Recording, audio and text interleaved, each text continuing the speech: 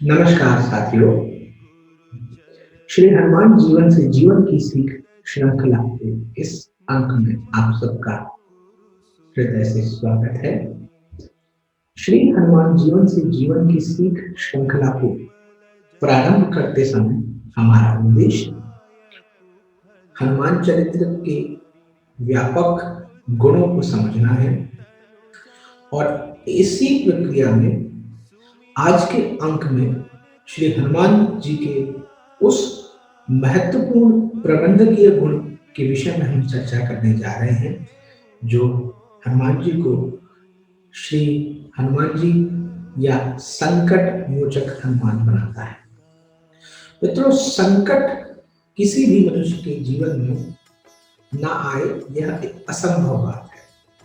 किसी भी मनुष्य को निश्चित तौर पर अपने जीवन में अनेक भूमिकाएं निभानी होती हैं और इन भूमिकाओं में उसे अपने जीवन के भीतर आए संकटों से दो चार होना पड़ता है।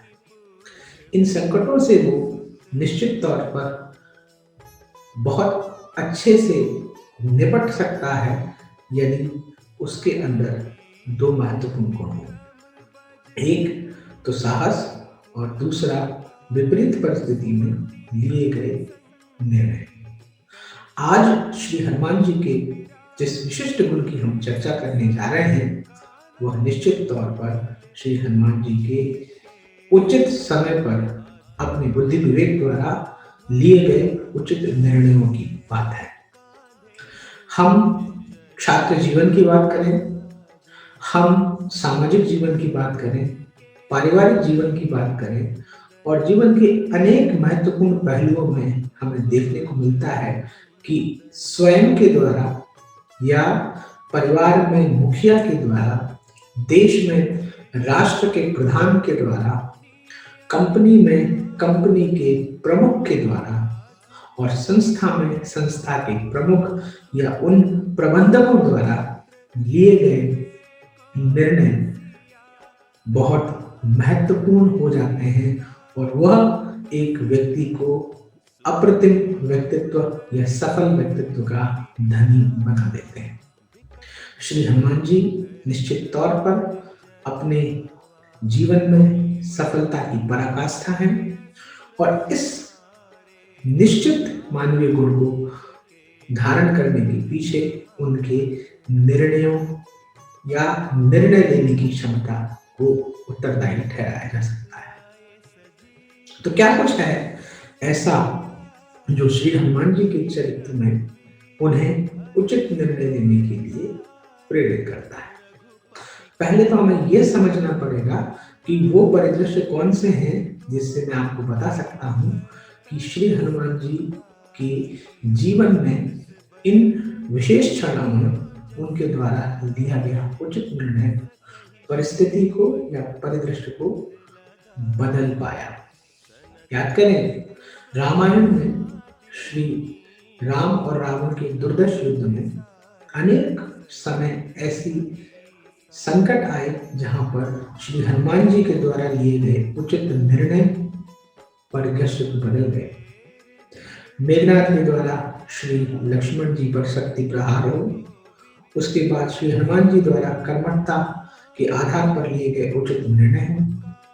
श्री हनुमान जी इससे पूर्व लंका के सागर पार करने के निर्णय की बात करें, लंका में उनके पहुंचने पर अंगद को रोककर स्वयं जाने के निर्णय की बात हो, लंका में पहुंचकर अन्वेषण करके कई प्रकार के छोटे छोटे निर्णयों के द्वारा स्वयं इन चीजों को तय करना कि जो चीजें भविष्य में राम रावण युद्ध का नियति तय करेगी, जिसमें निरीक्षण के द्वारा सैन्य बल का परीक्षण, रावण के से संवाद के द्वारा रावण और उसके समकक्ष योद्धाओं के बल, उनके बुद्धि कौशल को आंकलित करना, उनके शस्त्रागारों, उनके ऐसे स्थानों, मार्मिक स्थानों का भ्रमण करना जिसे रेकी कहते हैं, के द्वारा युद्ध में या युद्ध के पूर्व का एक तरह का पूर्वाभ्यास।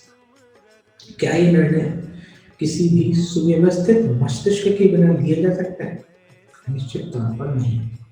और अगर एक प्रबंधकीय गुरु या ट्रेनर के तौर पर अपने आप को अभिव्यक्त करूँ, तो मैं पाता हूँ कि बहुत सारे ऐसे लेखक हैं, बहुत सारे ऐसे राइटर्स हैं या बहुत सारे ऐसे प्रबंधकीय गुरु हैं, जिन्होंने जीवन प्रबंधन में निर्णय लेने की क्षमता को बहुत महत्वपूर्ण बताया है।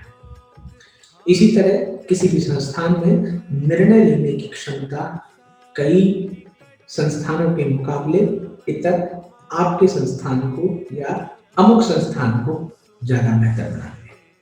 तो कैसे हम सीख सकते हैं कि हम उचित निर्णय लेने की क्षमता रखें? उचित निर्णय लेने का मतलब यकीनन बिल्कुल नहीं है कि हम कोई भी निर्णय अकस्मात लें।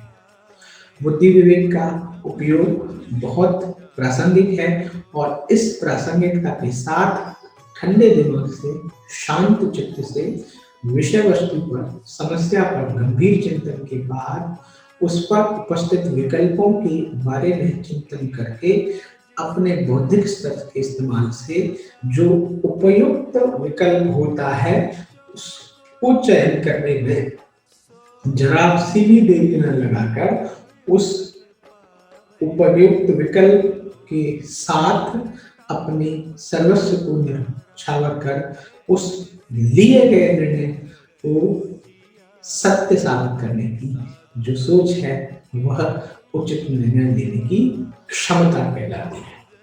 श्री हनुमान जी के जीवन में या संपूर्ण चरित्र में अनेकों ऐसे गुण हैं, अनेकों ऐसे परिदृश्य हैं जिनमें उनके इस गुण को हम देख सकते हैं। यह उनके चरित्र का ऐसा गुण है जिसे मैनेजमेंट स्कूल ऑफ या डिफरेंट स्कूल्स ऑफ मैनेजमेंट आज अलग अलग प्रकार से प्रस्तुत कर अपने प्रबंधकीय निकायों को समझते हैं। जीवन एक दुर्दर्श यात्रा है, यहाँ निर्णय लेना और निर्णयों को अक्षरशः सत्य साबित करना एक बहुत बड़ी परंपरा है। अतः मैं ये कह सकता हूँ कि अपने बुद्धि विवेक का समय, देश काल और परिस्थिति के अनुसार, देश काल और परिस्थिति के अनुसार उचित प्रबंधन करके, उचित विश्लेषण के द्वारा हम जो निर्णय लेते हैं उस निर्णय पर अक्षरशः सही उतरने के लिए पूरा मानव संसाधन और पूरा नियोजन लगाना उचित निर्णय होता है। जो ठान लिया वो समझो पूरा हो गया।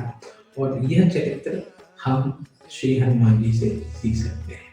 निश्चित तौर पर श्री हनुमान जी हमारी मानवीय परिदृश्यों में हमसे बहुत ऊपर हैं।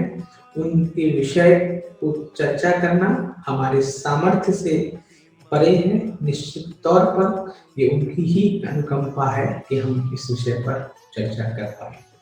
उनके इस बहुमूल्य जीवन उपयोगी गुण जिसके द्वारा उन्होंने अपने समय में महत्वपूर्ण निर्णय लेकर राम कार्यों को साधा, भक्तों की बाधाओं को दूर किया और जन कल्याण और मानव कल्याण के अनेकों कार्य किए। ईश्वर हमें इस तरह के महत्वपूर्ण निर्णयों को लेने और उन पर स्वयं को सत्यापित करने की क्षमता प्रदान करे।